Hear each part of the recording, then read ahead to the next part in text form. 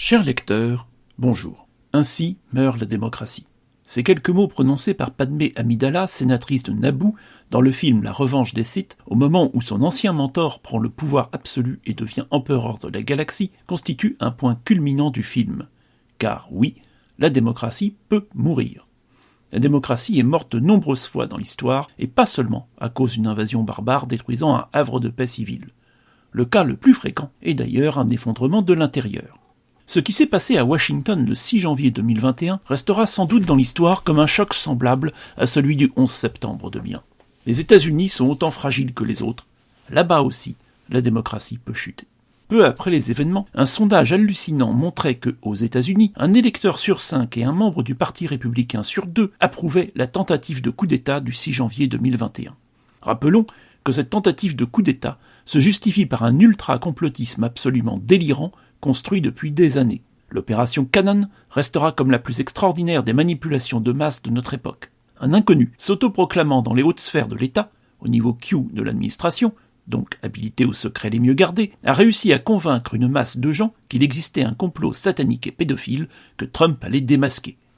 Aucune preuve, ni même aucun indice sérieux, aucun début d'action. Mais ce délire a eu malgré tout des conséquences, et le mensonge a continué avec un Trump qui n'a pas reconnu le verdict des urnes. Ne méprisons pas trop les Américains. N'oublions pas que la France a eu sa crise des Gilets jaunes, également nourrie au complotisme et ayant également eu pour ambition de renverser la démocratie. N'oublions pas que le pays de Descartes et de Pasteur est aussi le pays le plus anti-vaccin et le plus prompt à se saisir des théories les plus folles. Des théories délirantes comme la croyance que la Terre est plate, alors que l'expérience quotidienne démontre l'inverse et que la rotondité de la Terre est connue depuis l'Antiquité, continue de se propager. La réalité n'est pas une opinion, la science n'est pas une opinion parmi d'autres. Ces évidences n'en sont plus pour beaucoup de nos contemporains. La démocratie est le pouvoir du peuple, de tout le peuple. Une bande de demeurés ou de manipulateurs ne peuvent s'arroger ce pouvoir. Enfin si, justement, ils le peuvent, mais à condition que le peuple les laisse faire. Défendre la démocratie est un combat. Il faut se souvenir que, il n'y a pas si longtemps, des marches de partisans de tyrans ont mis à bas la démocratie.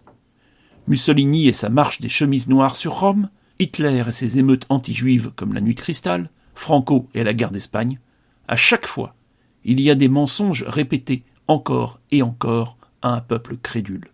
Hier, les Alliés ont trahi l'Italie, les Juifs dominent le monde, la République est corrompue.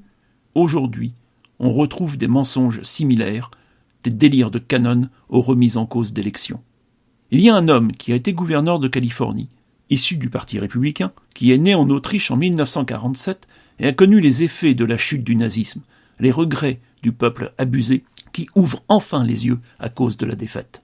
Cet homme est Arnold Schwarzenegger et il a diffusé sur Twitter un discours extraordinaire qui, espérons-le, restera lui aussi dans l'histoire. Oui, la démocratie peut mourir, mais tant que chaque citoyen se battra pour elle, elle vivra. Bonne journée.